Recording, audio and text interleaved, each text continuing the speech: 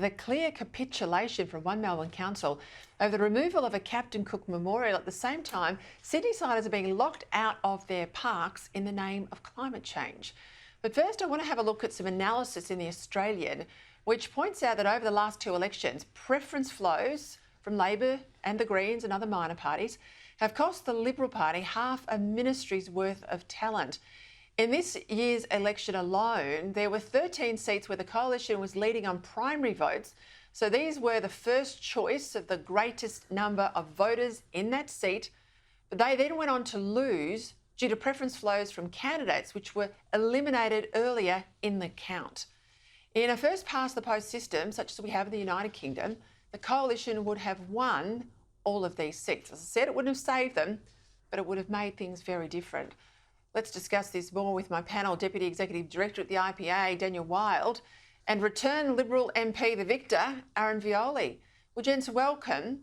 Dan, two really tight contests where it just went against the Liberals, despite the Liberals getting most of the votes, were Menzies and Kooyong. The coalition lost both on preferences. Even Peter Dutton's seat of Dixon, that was won by Labor on preferences. This system hits the coalition far harder than other parties on the left, and they really work the numbers, don't they? Yeah, you're right, Peter. I think the left plays the game a lot better when it comes to preferencing and preference deals. And I think it goes to a point, and I can say this as having been a candidate on the ground, which is that the community really doesn't understand preferencing a great deal. It can be quite confusing as to where your vote is going to end up as well. Having said all that, the Liberals solely are to blame for their performance in the election. And as you identify, even with a UK-style first past the post, Liberals still would have lost. The other point that I would make, Peter, is the only way that the Liberals and the coalition can get back into government is by dramatically increasing their primary vote. That's the only way they can get back. And I can tell you, I think that voter apathy is at an all-time high. Even though Labor's primary went up a little bit, only 3 in 10, just over 3 in 10 Australians were willing to put Labor first. Just over 3 in 10 Australians were willing to put the Liberals first, and I think that this structural decline and challenge to the major parties is going to continue.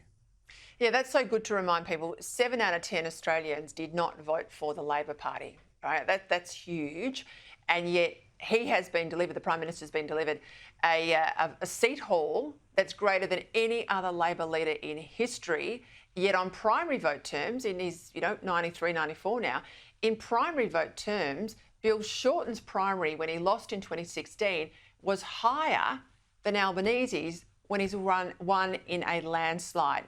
Now, Aaron, you bucked the trend in Victoria. You survived. In fact, I think you increased your margin. Do we need to have a look at preference flows? Does the Liberal Party in particular need to better understand and better work the system? I can't see, the left voting out preferences, but do you and your party need to do more to beat Labor at this game? Well, you're right, Peter. It's a really interesting discussion. It's something that we're aware of as a party, and I think you and Daniel both made a really important point, but I just want to emphasise that, in no way are we saying that the voting system is the reason that we're in opposition and we got the result that we got. So I think it's just really important as a Member of Parliament to recognise that. But it is an important discussion, and we hear and we see on the ground this gaming of the system of Labor volunteers literally handing out Labor how to vote cards and Greens how to vote cards at the same time. So there is an unofficial agreement between both parties, definitely at the grassroots level. Now, the Prime Minister will never admit that, and he always plays the line that he's not involved in preference deals, although he's involved in everything else in the ALP.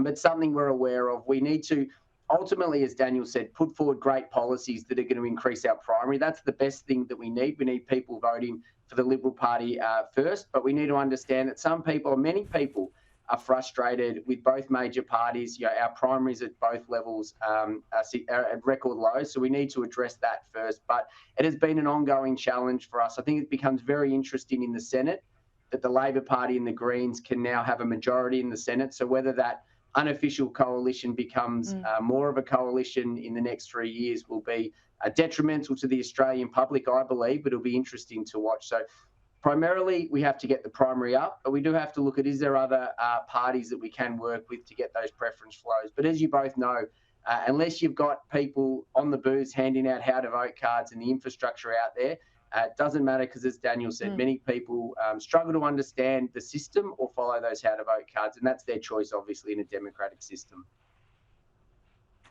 I'd also urge civics education. When I went to school in the United States, I had to do a whole subject about how their voting system worked, the electoral college and everything else. That in Australia, I mean, I did politics in year 12, but up until then, never learnt about our voting system or our democracy. And I think that's a great shame. I think the left profit off that. And, you know, we've got an intelligence audience here on Sky News, but I was inundated with emails going through the campaign of people wanting to preference the Liberal Party or stay or vote with the Liberal Party, but ensure their preferences didn't somehow go back to the Greens. And they couldn't follow the system. You know, so I think that's also part of the problem. Hey, Daniel, Chris Bowen out of witness protection, but he's running around now saying he has a mandate from the silent majority, not just backing wind and solar, but going harder and faster. In particular, today he was pushing on about offshore wind. What do you make of this? This is really the height of arrogance, Peter. This is dramatic overreach. And I think it suggests that this government will overreach when it comes to energy policy, and it's misreading the room. I mean, you've led the charge on this when it comes to regional communities, whether it's offshore wind or whether it's the massive solar and wind projects on prime agricultural land.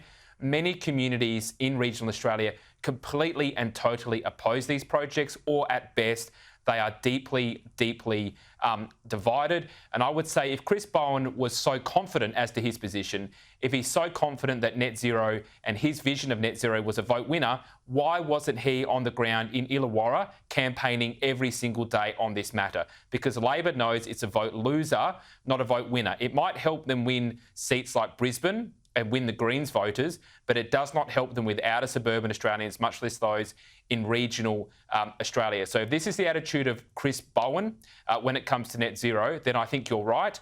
We are in for a very challenging couple of years. And it's right across the board too. We've got a major fertiliser plant in northeast Queensland. This is near Mount Isa, Dyno Nobel. It's Phosphate Hill plant. Looks like it might have to close because high power prices make it just untenable to process phosphate in Australia. 500 workers will lose their jobs. You've got the Northwest Shelf, a $30 billion project. The extension sitting on the desk of the new Minister, Murray Watt. Labor's, kicked that one around for the last 4 or 5 years. It has not made a decision. And this boondoggle of green hydrogen that poor old taxpayers are wasting billions and billions and billions of dollars on, Aaron. Twiggy Forrest today junks another 90 jobs. Everyone's walking away from it. Everyone but Chris Bowen. Yeah, absolutely. I mean, Chris Bowen, it's not surprising they put him in witness protection given his previous campaign performances, but they didn't want to talk about their energy plans during the campaign at all. So it is galling that he claims a mandate. And this is the reality. Cheap, reliable power is the lifeblood of our economy. And really importantly, in this fertiliser example is a heartbreaking example. It's the lifeblood of manufacturing and rural and regional communities. We cannot have the standard of living that we deserve in this country without cheap and reliable power. Last election, as we all know, Anthony Albanese and Chris Bowen promised a $275 reduction that never happened.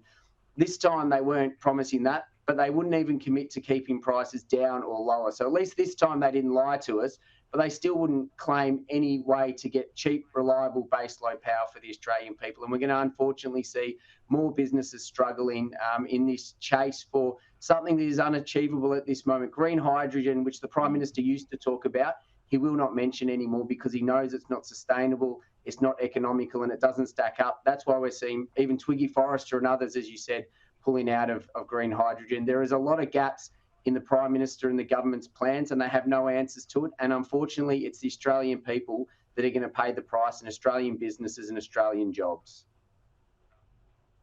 Just before we go, Aaron, you're willing to do a front bench job if you get a call up from the leader?